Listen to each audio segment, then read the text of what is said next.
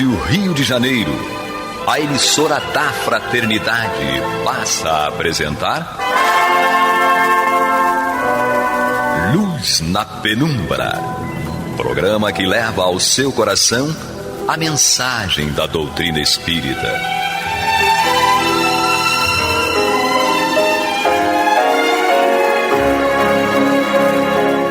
E agora com vocês, Aloísio Guigino e Eduardo Araújo, para o estudo da obra O que é o Espiritismo, de Allan Kardec.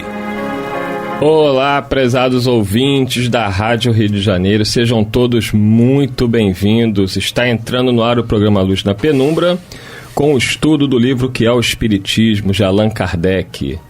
Comigo, Eduardo Araújo, e com ele... Ele sou eu, Aloísio Guigino, e com ela... Que hoje está em silêncio. O que houve com ela? Seja bem-vinda. Ela, Maria de Fátima Miranda. Isso. Então, graças a Deus, juntos aqui estamos novamente para estudar o livro O que é o Espiritismo. Lembrando aí você que está chegando, que estamos no capítulo 2. É um estudo sequencial, isso é muito bom para quem quer fazer um estudo... como recomendava Allan Kardec, metódico, sequencial, das obras básicas aí da doutrina espírita. Lembrando que o próprio Allan Kardec recomenda o livro Que é o Espiritismo como livro básico para se iniciar o estudo da doutrina. Então nós estamos no capítulo 2, que trata das noções elementares do Espiritismo, e vamos iniciar um novo tópico no item 50, que é o tópico Fim Providencial das Manifestações Espíritas. Vamos lá? Capítulo 2, item 50. Diz Allan Kardec: o fim providencial das manifestações é convencer os incrédulos de que tudo para o homem não se acaba com a vida terrestre e dar aos crentes ideias mais justas sobre o futuro. Os bons espíritos nos vêm instruir para o nosso melhoramento e avanço, e não para revelar-nos o que não devemos saber ainda, ou o que só deve ser conseguido pelo nosso trabalho. Se bastasse interrogar os espíritos para obter a solução de todas as dificuldades científicas, ou para fazer descobertas em invenções lucrativas, todo ignorante podia tornar-se sábio sem estudar, todo preguiçoso ficar rico sem trabalhar. É o que Deus não quer. Os espíritos ajudam o homem de gênio pela inspiração oculta, mas não o eximem do trabalho nem das investigações a fim de lhe deixar o mérito. Então, comentávamos antes do programa sobre a pandemia que estamos vivendo e vemos exatamente aqui o que diz Allan Kardec em relação ao auxílio dos espíritos. Eles não trazem a informação pronta, mas eles inspiram, né? Nós vemos que nesta pandemia, das mais graves aí da história da humanidade, os nossos cientistas conseguiram num tempo recorde vacinas, e não somente uma, mas várias vacinas, muitas ainda em estudo, mostrando aí a inspiração, né, desses companheiros que ficaram dias e noites inteiros nos seus laboratórios, pesquisando, testando, valorizando o trabalho da ciência. Se os espíritos trouxessem pronta a informação, eis aqui a cura, eis aqui a vacina, qual o mérito desses companheiros? De que valeria estudar tantos e tantos anos de suas vidas dedicados ao estudo e à ciência? Então os espíritos não vêm isentar o homem da lei do trabalho, eles vêm nos auxiliar, nos inspirar, nos mostrar o caminho. E quando uma informação deve chegar, quando a cura de uma doença deve chegar, eles vão inspirar aqueles que estão ali nas pesquisas, dedicando suas vidas a encontrarem a solução através desta inspiração e dos seus próprios estudos e trabalhos. Aloísio Guigino. O que nós estamos conversando também é que existe uma máxima que diz o seguinte: não há conquista sem esforço, né? Toda conquista demanda esforço. Nós sabemos disso na nossa própria vida aqui, na vida física. Tudo aquilo que nós almejamos, tudo aquilo que nós aspiramos, nós temos que dedicar algum esforço para nós alcançarmos aquilo Aquilo não nos vem sem nenhum mérito. E o nosso mérito está exatamente no esforço. E é isso que a doutrina dos Espíritos nos propõe. A gente costuma entender essa situação da seguinte forma: os Espíritos não resolvem os problemas para nós, eles nos mostram caminhos. E nos dizem o seguinte: olha, o caminho é por aqui. Você segue se você quiser, é o seu livre-arbítrio, certo? Mas o caminho é esse. Então isto é o que nós devemos entender. A doutrina dos Espíritos não veio para resolver as nossas pendengas, mas sim veio para nos auxiliar, nós encontrarmos os caminhos para, pelo nosso esforço, nós resolvermos. Nós costumamos entender que a doutrina dos Espíritos ela é esclarecedora e consoladora. E esse esclarecimento passa justamente por esse aspecto que nós estamos colocando aqui. Os Espíritos não vêm resolver os nossos problemas. Eles vêm nos mostrar a necessidade de nós resolvermos e nos mostram os caminhos que nós devemos adotar para buscarmos a solução. Eu lembro do Divaldo Franco, o médium Divaldo Franco, muito conhecido. Ele relata que passou por um período muito grave da vida dele, problemas muito sérios. E o espírito Joana de Ângeles, que ele tinha uma convivência muito próxima, até pelo trabalho doutrinário, de exposição da doutrina, e também os livros psicografados por ela, a Joana muitas vezes chegava perto do Divaldo, tratava ele normalmente, comentava sobre as tarefas que seriam executadas, mas não fazia nenhum comentário sobre os problemas pessoais graves que o Divaldo estava passando. E ele tomou isso como uma certa indiferença da parte dela, como se ela não estivesse se importando com a dor dele, a dor moral que ele estava vivendo. Ele queria uma palavra, ele queria um aconchego. E certo dia, ele ficou um pouco irritado pela aparente indiferença de Joana, e ele questionou, ela chegou, se apresentou a ele, perguntou a ele se estava tudo preparado para a palestra, para a viagem que seria feita, a exposição doutrinária, e ele colocou para ela o seguinte: minha irmã, você tem percebido o que está acontecendo na minha vida? Aí ela falou: sim, eu tenho acompanhado o Divaldo. E você não me disse uma palavra, ele falou. Você escreve mensagens para todas as pessoas, mas para mim você não tem uma palavra. E ela falou: meu filho, tudo que eu escrevo é através de você. Quem lê primeiro é você. Depois você publica. Então bastava que você lesse o que eu escrevo e aplicasse. E aí ele ficou um tanto frustrado, porque ele esperava um cafuné, um carinho. Não que Joana não estivesse amparando ele, que isso fique muito claro. Ficou uma lição para nós, junto a ele. Ela estava amparando, ela estava auxiliando silenciosamente. Porque senão ela tiraria o mérito dele e o aprendizado necessário, porque ele não estava passando por aquela dor moral por acaso. Era um aprendizado difícil, até doloroso, mas necessário. E não cabia a ela uma interferência direta na questão. O que não quer dizer que ela não estivesse auxiliando. Então, os espíritos não vêm nos isentar das experiências necessárias. Joana poderia ter falado com ele, poderia ter dito para ele uma série de coisas? Poderia. Mas, como ela mesma disse, você já tem o conteúdo, você já tem o conhecimento. Cabe agora você vivenciar isso aplicando o conhecimento adquirido da doutrina.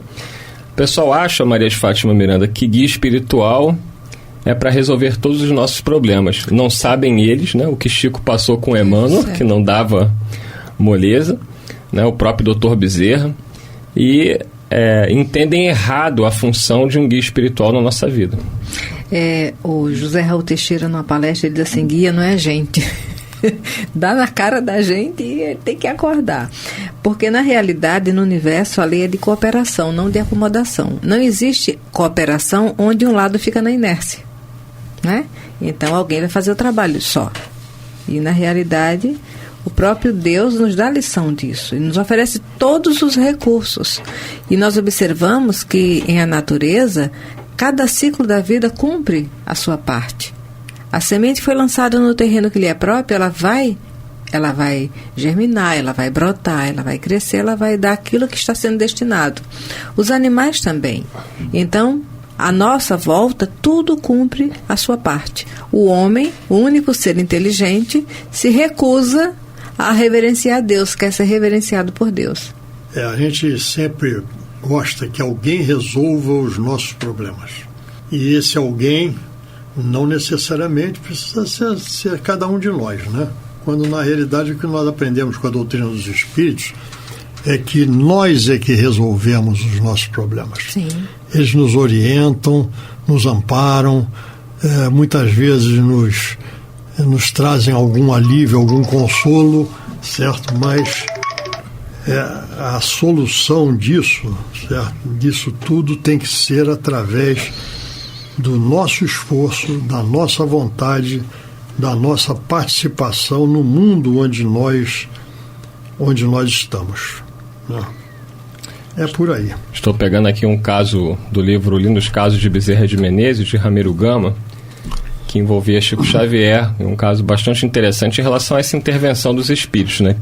Diz que ao final de uma das sessões de sexta-feira do Centro Espírita Luiz Gonzaga, em que atendeu durante 5 horas seguidas a mais de 2.000 receitas, sua vista, mais lesada, sangrava e doía insuportavelmente. Chico Xavier. Então, vocês imaginem aí o trabalho deste homem, durante 5 horas seguidas, atendendo mais de 2.000 receitas, com a vista sangrando e doendo insuportavelmente. O Dr. Bezerra de Menezes, o abnegado espírito receitista, já havia se ausentado, depois de haver, pelo Chico, respondido a todas as perguntas e solucionado infinidades de problemas íntimos. Que fazer, pensava o querido médium, em meio da assistência numerosa de irmãos que nem de leve lhe sentia a prova e que ainda se mostrava desejosa de receber, pelos abraços de despedida, mais algum benefício. Nessa fase crucial em que sofria material e moralmente, vê ao seu lado o espírito amoroso de Antônio Loreto Flores. Ele suplica humildemente: irmão Flores, você que é um dos abnegados e sinceros pupilos do Dr. Bezerra, pede um remédio para meus olhos, pois sofro muito. O irmão Flores parte incontinente e aflito. Daí a instantes chega com o Dr. Bezerra, que olhando Chico, se surpreende e lhe diz: mas Chico, por que você não me disse que estava passando mal da vista? E eu lhe teria medicado. E o humilde médium, emocionado por ver à sua frente o espírito querido, todo iluminado, refletindo bondade, lhe pede: Dr. Bezerra, eu não lhe peço como gente, mas como uma besta, cheia de pisaduras que precisa curar-se para continuar seu trabalho e ganhar seu pão de cada dia. Cure, pois, por caridade, os meus olhos doentes. Se vocês, caro Chico, é uma besta, e eu quem sou então? Retrucou-lhe o querido apóstolo. O senhor, Dr. Bezerra, exclama o Chico, é o veterinário de Deus. E viu o Dr. Bezerra sorrir. Diante do estimado médium, classificar o Dr. Bezerra de veterinário de Deus, esse emocionado e surpreso pela resposta do Chico, volta-se para o lado e sorri. E o médium conclui: pela primeira vez desde que trabalho com o espírito querido do Kardec brasileiro, vi-o sorrir e fiquei satisfeito. Depois disto, colocou-me as mãos luminosa sobre a vista doente e senti-me de imediato melhorado. Tudo se deu em minutos. Ninguém soube do sucedido. Os abraços de despedidas vieram. Por que eu contei essa história? Porque você vê, o Chico trabalhava com o Dr. Bezerra e ele não se sentia encorajado sequer de pedir algo em seu benefício próprio. Só teve que pedir arrego porque realmente estava doendo muito. Yeah. E o Dr. Bezerra disse: mas por que você não me falou? Claro que ele sabia, mas é importante, como disse Jesus, bater a porta. Yeah. E a porta se abrirá. Então, os médiuns sérios, né, eles tomam todo esse cuidado de não desprezar. O Chico, quando foi oferecido a ele pelo Zé Arigode operar a vista dele, o espírito do Dr. Fritz, ele agradeceu, e disse que já estava cuidando com os médicos da Terra. Então, valorizando o trabalho da ciência, valorizando, porque senão a gente ia achar que os espíritos, qualquer dor de barriga que nós tivéssemos, bengala, teriam que nos curar. Eles até o fazem muitas vezes sem que a gente perceba, mas isso não é o procedimento que é desejável. Não existe o médico? Vamos ao médico encarnado. Se o médico encarnado tiver que receber a inspiração, ele vai receber a inspiração para bem conduzir. Essas são as próprias palavras de Jesus, né? Quando ele diz: vinde a mim todos vós que estáis aflitos e eu vos aliviarei. Mas tem que ir a ele. Exatamente. Tem que ir a ele. Tem que ter a participação de cada um de nós. Vinde a mim. Por isso que o Dr. Bezerra fala com o Chico: por que você não falou comigo? Mas a gente entende que o Chico não falou por uma questão de um respeito, até, né? Para constranger, natural. Para não constranger, diante de outros necessitados que estavam à frente dele, não é? Mas essa fala, ela é oportuna porque nós nos referimos a esse socorro dos benfeitores, às nossas mazelas físicas e morais. Mas nós que lidamos com a necessidade e o necessitado, precisamos ter a sensibilidade de fazer o acolhimento, não é? Mas não alimentar no outro aquela ideia de que somos nós que vamos resolver o problema deles. Principalmente em dias onde o sofrimento emocional é tamanho e nós vemos criaturas que nós temos carinho, nós sabemos que deve ser uma luta muito árdua e por mais que nós queiramos ajudar, não conseguimos tirá-los da realidade emocional em que se encontram para oferecer um outro estágio que não foi trabalhado ainda. Não é? Porque essa estabilidade emocional não é uma pílula que você toma e que você vai implantar no organismo. É todo um trabalho íntimo de reflexão, de oração, de meditação, do socorro com o médico da Terra, o alívio das terapias que os espíritos nos trazem. E ao longo desses anos a gente tem observado que alguns companheiros chegaram a ficar até magoados. E em alguns momentos assim conversando, olha, infelizmente não dá para ninguém colocar o outro de pingente no pescoço para dar acolhimento. Acolher o outro é você saber respeitá-lo, ter a dignidade e raciocinar como você pode minimizar as dificuldades do outro. Se está naquela situação de além da depressão, tem a fome, tem necessidade, que saibamos atender. Agora, lembrando sempre, nunca deixar que o outro pense que somos nós, aqueles que vamos solucionar os problemas, não é? Nós observamos mesmo, hoje em dia, no atendimento a companheiros de rua, que vivem em situações de risco na rua.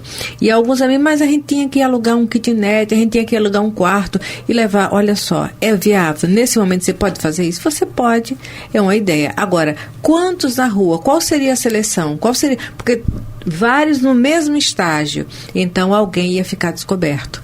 Vamos pedir a Jesus que a gente possa atendê-lo naquilo que tiver ao nosso alcance, o agasalho, o carinho, o atendimento, a alimentação, até a sugestão de procurar órgãos públicos que tenham condições e estejam abertos para tal, mas nós não podemos fazer isso de uma forma indiscriminada, não é? Sabemos que dentro do movimento espírita tem pessoas que se disponibilizaram a isso. Nós vamos ver a história da Dona Aparecida, que ela, quando percebeu que o hospital de Penfield estava fechando, os pacientes em situação lamentável, ela viu que o esposo já tinha condições de administrar as situações dele. Os filhos também, ela foi dar atendimento lá no cantinho com a enfermaria. Mas não dá para você deixar no outro aquela esperança que você vai trazer o condão mágico para solucionar algo.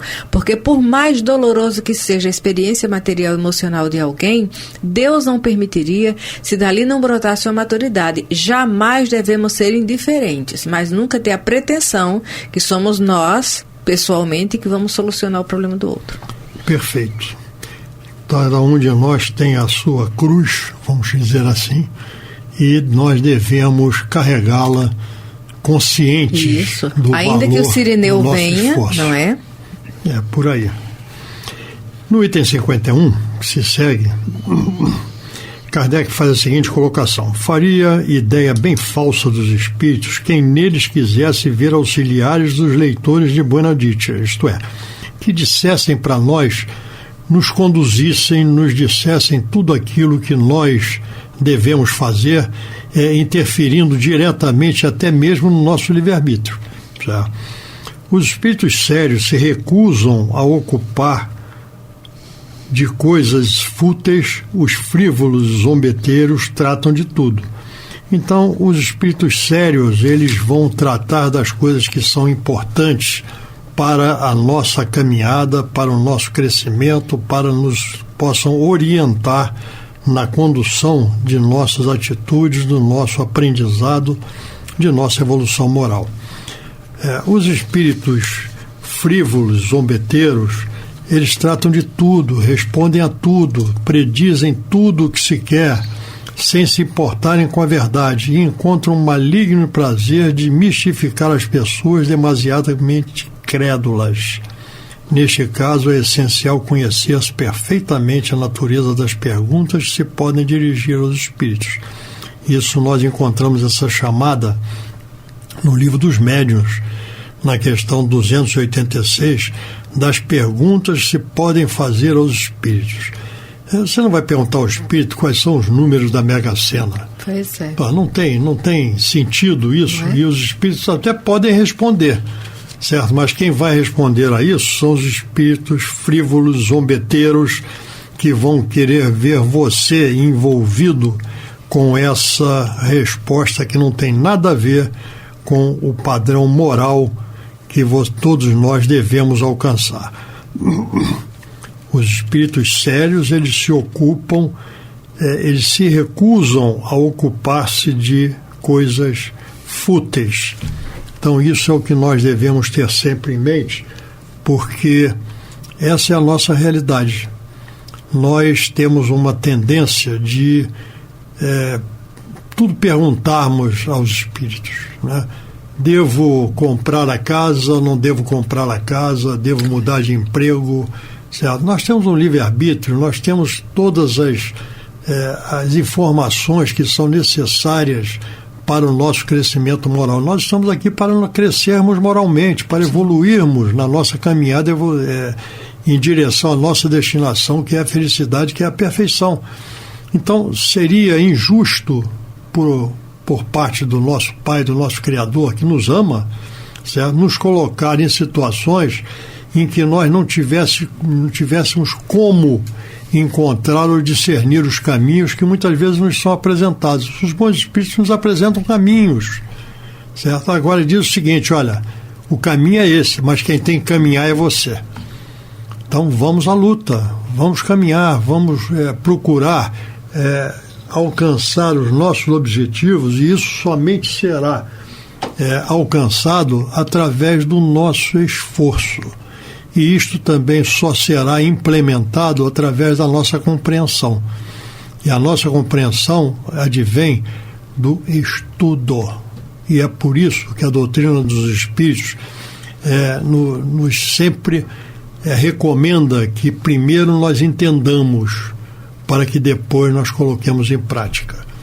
E esse entendimento a doutrina nos fornece através da participação dos esclarecimentos, das orientações que nos são dadas pelos bons espíritos que acorrem para atender às nossas necessidades de percepção e descoberta dos caminhos.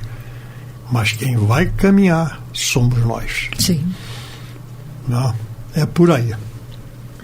Então, com isto, nós, conscientes do nosso papel, nós vamos interromper aqui, deixando a reflexão de cada um, certo? Para que nós possamos caminhar realmente de acordo com as nossas necessidades e com o amparo e ajuda dos bons espíritos.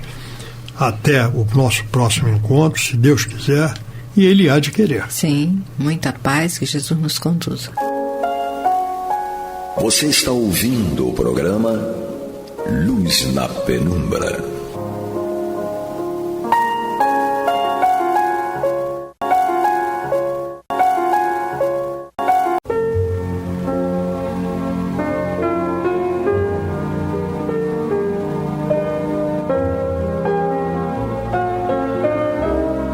A Rádio Rio de Janeiro está levando ao seu lar e ao seu coração a mensagem consoladora da doutrina espírita, através do programa Luz na Penumbra.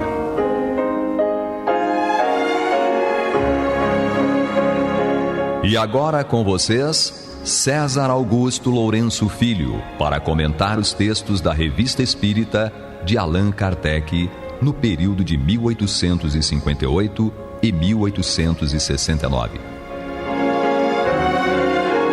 Boa noite, amigos.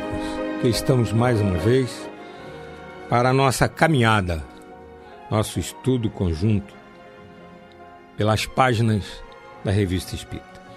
Como sempre o fazemos, vamos a um breve retrospecto do programa anterior.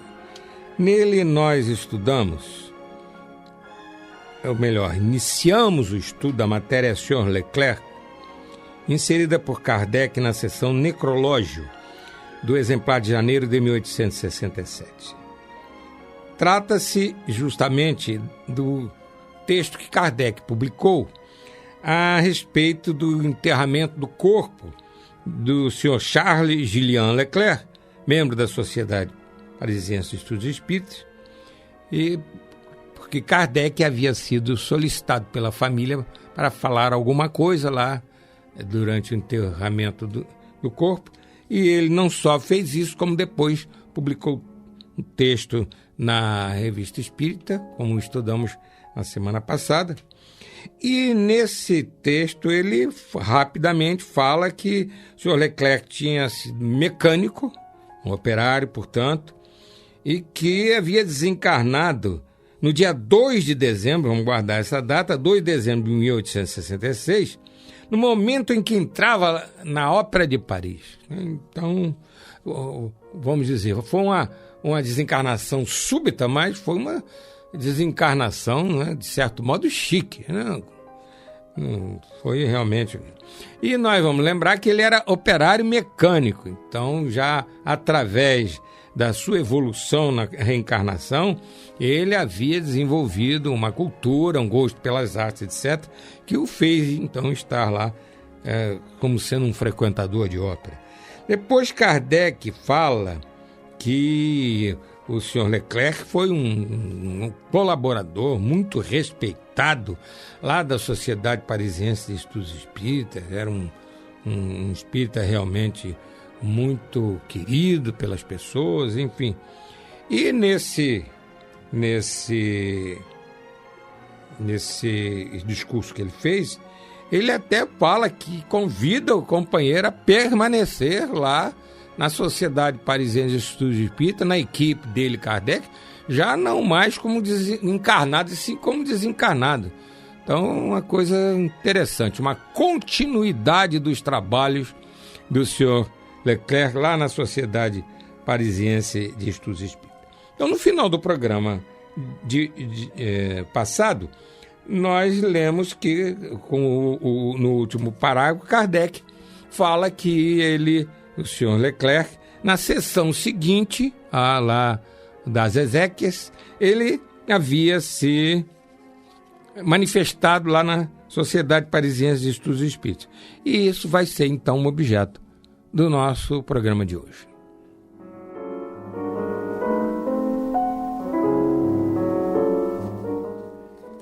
Então, queridos irmãos, a mensagem do Sr. Leclerc foi nada mais, nada menos do que 7 de dezembro de 1866. Ou seja, ele teve essa desencarnação súbita em 2 de dezembro e uma semana depois, 7 de dezembro, ele já estava dando uma mensagem lá na Sociedade Parisiense de Estudos Espíritas, através do médium Senhor Delion. Vamos então ler a mensagem e fazer alguns comentários. Então, é o espírito desencarnado Leclerc falando, através do médium Delion, na Sociedade Parisiense de Estudos Espíritas, em 7 de dezembro de 1866. Posso, enfim, por minha vez, vir a esta mesa. Embora minha morte seja recente, já fui tomado de impaciência mais de uma vez. Mas eu não podia apressar a marcha do tempo. Eu também vos devia agradecer a prontidão em cercar os meus despojos mortais e os pensamentos simpáticos que prodigalizastes ao meu espírito. Ó mestre, aqui ele se referindo a Kardec, porque está mestre, com M minúsculo, o parêntese foi nosso, continuamos com Kardec. Ó mestre, obrigado por vossa benevolência, pela profunda emoção que sentiste acolhendo meu amado filho. Como eu seria ingrato se não vos conservasse uma eterna gratidão. Meu Deus, obrigado. Meus votos estão realizados. Este mundo, que eu não conhecia senão através das comunicações dos espíritos, hoje posso apreciar a sua beleza. Em certa medida, experimentei as mesmas emoções ao chegar aqui, mas infinitamente mais vivas do que as que senti ao atracar pela primeira vez nas terras da América. Eu não conhecia esse país senão pelo relato dos viajantes e estava longe de fazer uma ideia de suas luxuriantes produções. Deu-se o mesmo aqui, como este mundo é diferente do nosso. Cada rosto é a reprodução exata dos sentimentos íntimos. Nenhuma fisionomia mentirosa, impossível a hipocrisia. O pensamento se revela inteiramente ao olhar, benévolo ou malevolente, conforme a natureza do espírito.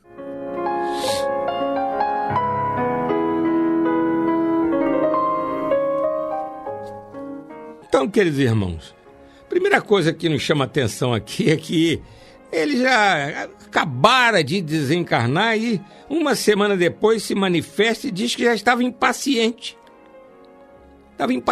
Ele achou que demorou ele poder ir lá na Sociedade Parisiense de Estudos Espíritas para dar a sua mensagem. Sinal de que realmente ele estava bastante seguro de si na espiritualidade. Ele estava como se fosse uma reunião, ele já vinha da reunião anterior, desencarnou, veio a essa reunião. Então, para ele era a coisa mais natural desse mundo. Na reunião anterior ele veio num corpo de carne, na reunião seguinte ele vem desencarnado, se manifesta através de um médium. Então, uma segurança total, né, depois da desencarnação. Um espírito já seguro de si, pleno domínio de si mesmo, já sabendo o que está fazendo, enfim, dando uma continuidade muito boa à sua realidade psíquica. E interessante, queridos irmãos, é que ele, ao falar isso, ele que estava impaciente, agradece a Kardec, que cuidou dos despojos lá, provavelmente Kardec deu assistência lá à família, etc. E aí ele fala uma coisa muito interessante, ele faz uma comparação, uma analogia entre as gratas surpresas que ele teve quando veio para o Brasil, estando reencarnado, porque lembremos que ele foi um mecânico na França, mas que migrou para o Brasil, fez conquistou uma boa situação econômica e financeira e depois voltou para a França. Então ele disse aqui que ele teve emoções lá na pátria espiritual, mais ou menos do tipo do que teve com o Brasil, é coisa muito diferente. Ele fala aqui a respeito do Brasil, o país faz que ele estava longe de fazer ideia de suas luxuriantes produções, quer dizer, suas luxuriantes realizações, da sua natureza, não é isso? Então isso é que o Espírito estava dizendo que encontrou aqui no Brasil. E fala que lá na pátria espiritual foi outro tipo de coisa, mas foi uma sensação assim, um sentimento assim, e que ele então lá estava muito alegre, muito feliz, etc.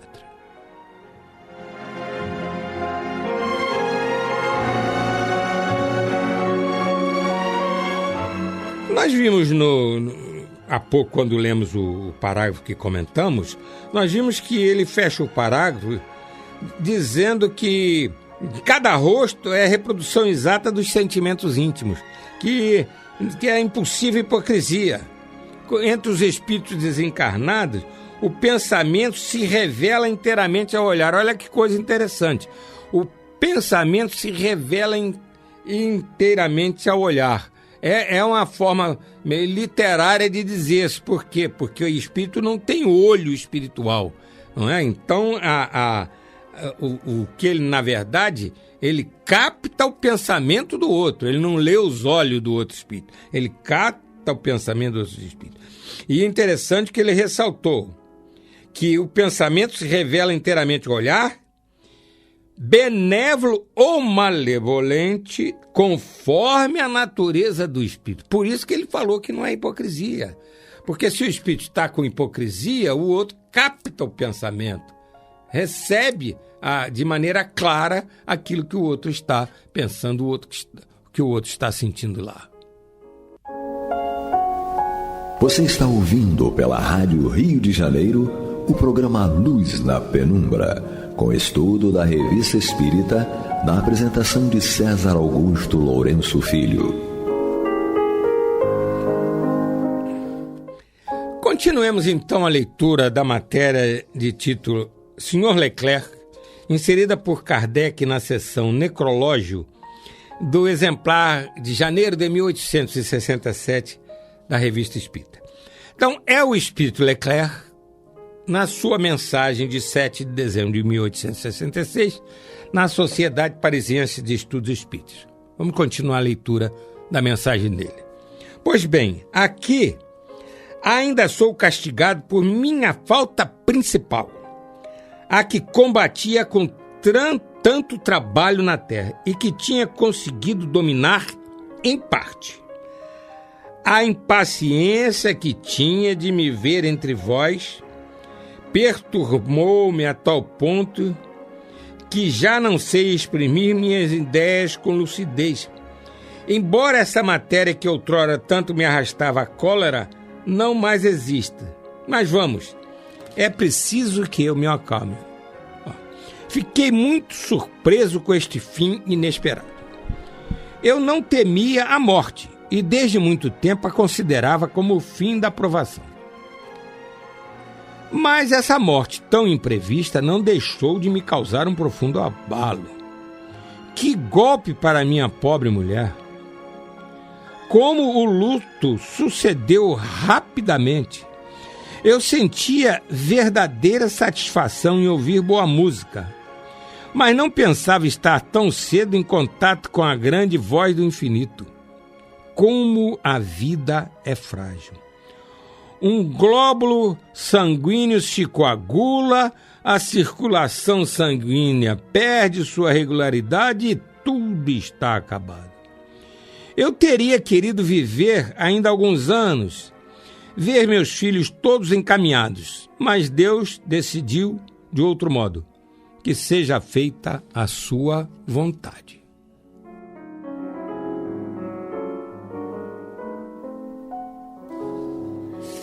Interessante, né, queridos irmãos?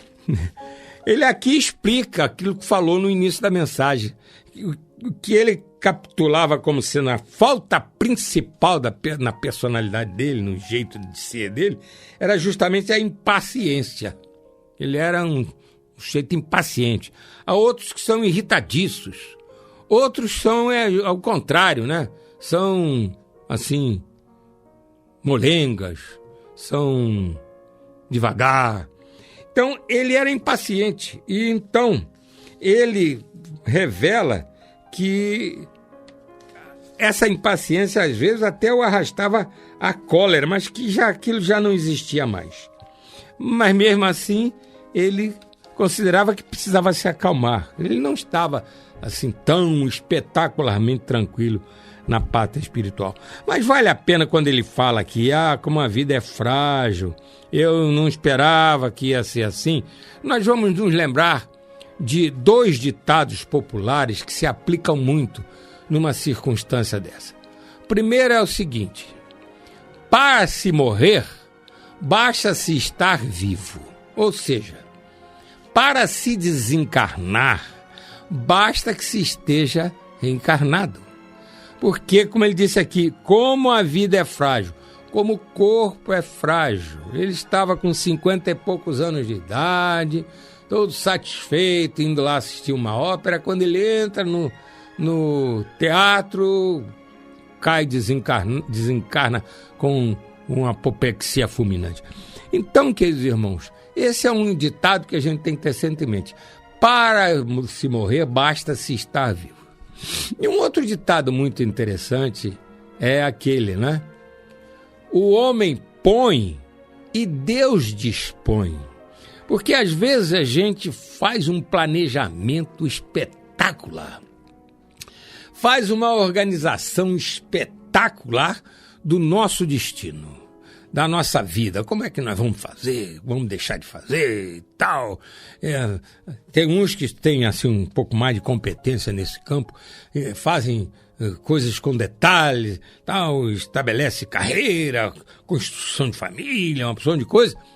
É o que ele está pondo como um ser ali reencarnado, etc. Mas pode perfeitamente acontecer, como aconteceu com esse senhor Leclerc, que a providência divina reservava outro destino para ele. Então a gente põe e Deus dispõe, Deus resolve. Deus é que vai, através da nossa realidade espiritual, dentro das nossas necessidades espirituais, é que vai, em caráter final, determinar como será o curso da nossa reencarnação, para nós irmos enfrentando as nossas provas e as nossas expiações e irmos vencendo-as uma a uma. O senhor Leclerc, ele estava com a última prova, que foi o quê? Uma desencarnação súbita, violenta. E então, ali, encerrou a reencarnação dele.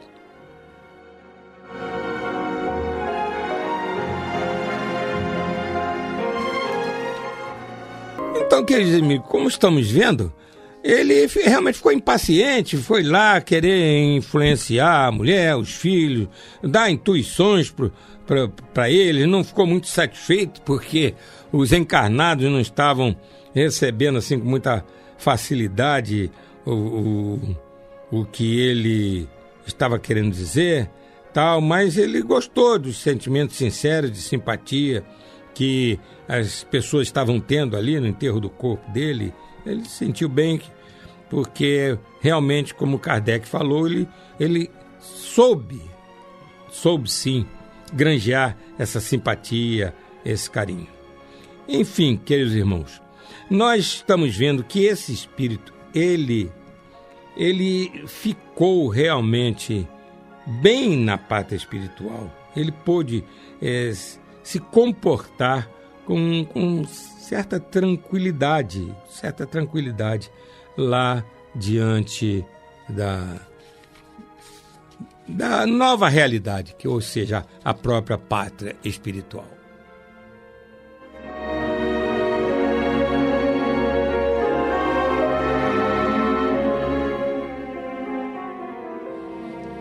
E continua o espírito Leclerc na Sociedade Parisiense de Estudos Espíritas, na sessão de 7 de dezembro de 1866, através do médium Delin.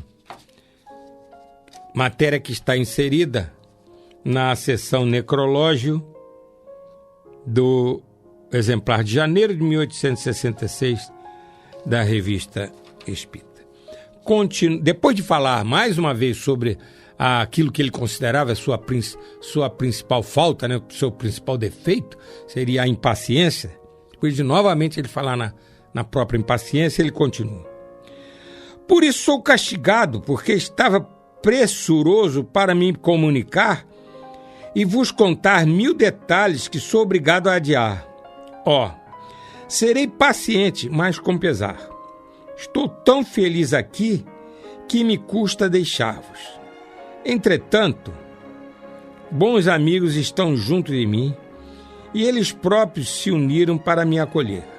Sanson, Balize, Sonet, o alegre Sonet, de cuja verve satírica eu tanto gostava. Depois Jobard, o bravo Cousteau e tantos outros. Em último lugar, a senhora Dozon.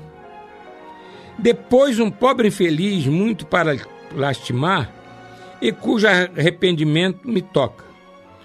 Orai por ele como por todos os que se deixaram dominar pela prova. Em breve voltarei para me entreter novamente, e ficai certo, não serei menos assíduo às nossas caras reuniões como espírito do que eu era como encarnado. Assinado Leclerc.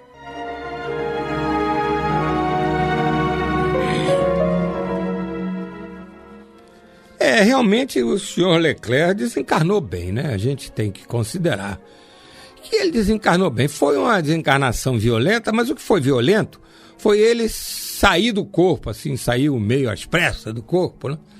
Mas a verdade é que ele entrou na pátria espiritual tranquilo, uma perturbação mínima, ficou impaciente porque não podia de imediato entrar em contato com a esposa, com os filhos, com os amigos, né? Foi lá na Sociedade Parisiense de Estudos Espíritas, deu essa belíssima mensagem. E interessante é que ele fala que ele foi recebido por bons amigos que estão junto deles e eles próprios se uniram para o receber, o acolher na pátria espiritual. E aí cita vários companheiros lá da Sociedade Parisiense de Estudos Espíritas que haviam desencarnado. Então estavam lá, quando ele desencarnou, estavam lá recebendo na pátria espiritual. Então, queridos irmãos, vale a pena nós trazermos esse ensinamento para os dias de hoje. É um ensinamento básico da doutrina espírita que os espíritos se reúnem pela lei da afinidade. É a afinidade que nos reúne.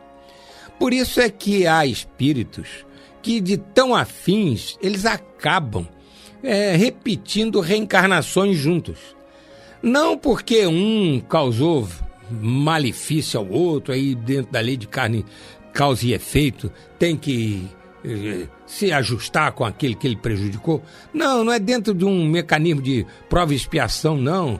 É dentro de um segmento natural dessa lei da afinidade. Então, foram espíritos que são muito amigos, muito afins, vão reencarnar e então reencarnam juntos.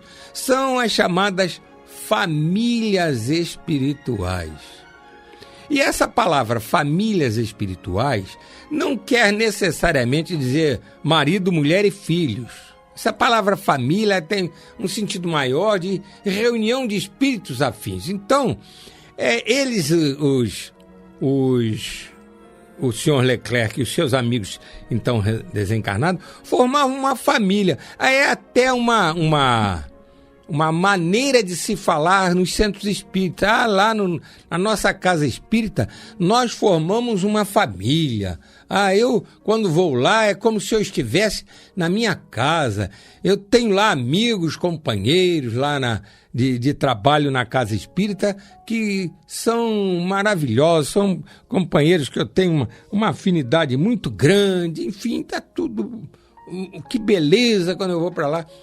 Queridos irmãos, isso continua quando a gente desencarna. Então, a coisa mais natural desse mundo é a gente frequentador de um centro espírita. Desencarna. Se nós estivermos numa condição espiritual boa, de podermos identificar quem veio nos buscar, etc., nós vamos ficar satisfeitos, felizes, porque estamos ali diante dos companheiros que estavam conosco na carne, desencarnaram, foram lá nos receber para nós continuarmos a nossa caminhada. Nós chegamos, queridos irmãos, ao final do nosso programa. No próximo nós iremos iniciar matéria nova. Muita saúde, muita paz, muita alegria.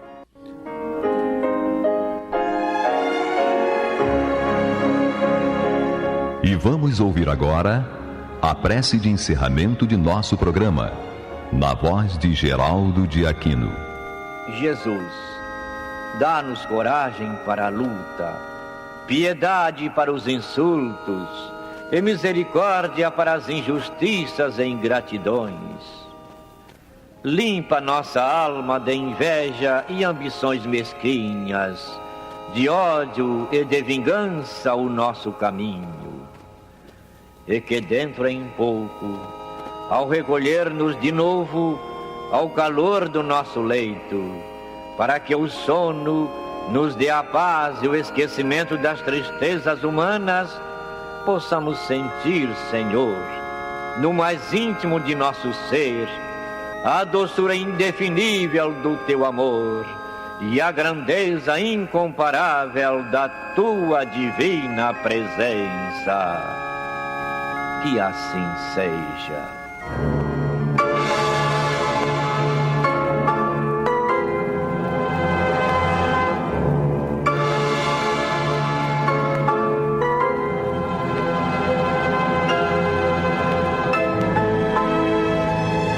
Acabamos de apresentar o programa Luz na Penumbra, que voltará a ser apresentado amanhã às 21 horas nesta emissora.